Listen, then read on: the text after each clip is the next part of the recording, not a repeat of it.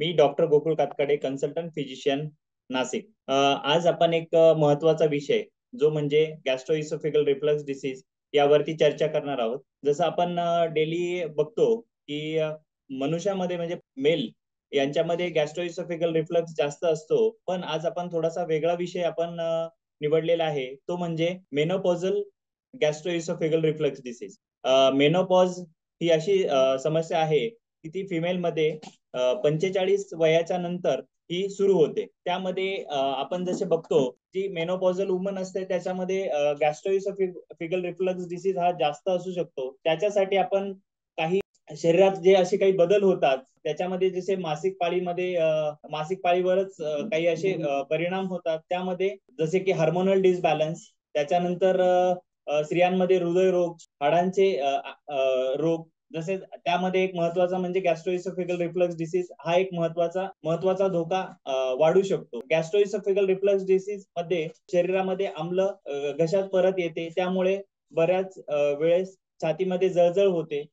गॅस्ट्रोइसोफेगल reflux disease मध्ये आम्ल हे छातीत जळजळ होऊ लागते, हे त्याचे मुख्य कारण आहे. त्याचबरोबर हार्मोनल डिसबॅलन्स हा पण त्याच्यामध्ये जास्त होतो. यामध्ये एस्ट्रोजनची पातळी ही कमी झाल्याने हार्मोनल संतुलन बदलते, परिणामी टेस्टोस्टेरॉनची पातळी वाढते.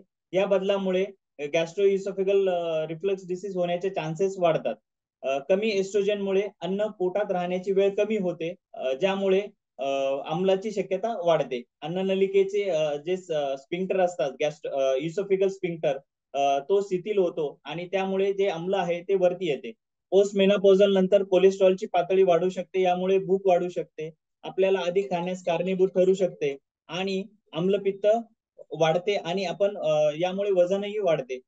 काही निरोगी जीवनशैली आपण गॅस्ट्रोइसोफेगल रिफ्लक्सला टाळू शकतो, जसे की मसालेदार पदार्थ अवॉइड करणे, टोमॅटो सारखे आम्लयुक्त पदार्थ अवॉइड करणे, चरबीयुक्त पदार्थ अवॉइड करणे, कार्बोनेटेड ड्रिंक जसे आपण याच्यामध्ये कॅफेन युक्त पदार्थ हे आपण अवॉइड करू शकतो, तसेच अल्कोहोल पण अवॉइड करू शकतो.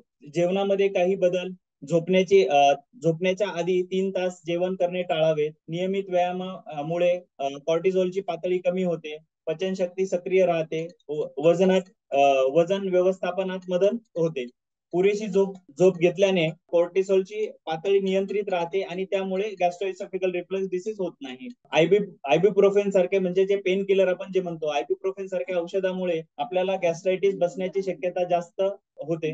निरोगी वजन राखल्याने म्हणजे जसे वजन कमी केल्याने पाचक अवयवांवरील तणाव कमी होतो आणि अंमलाचा धोका कमी होतो.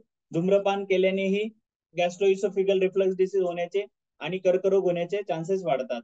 पोस्ट मेनोपॉझल स्थितीमध्ये आपल्याला GRD चे लक्षणे येत असल्यास आपण आपल्या डॉक्टरांचा सल्ला हा अवश्य घ्यावा.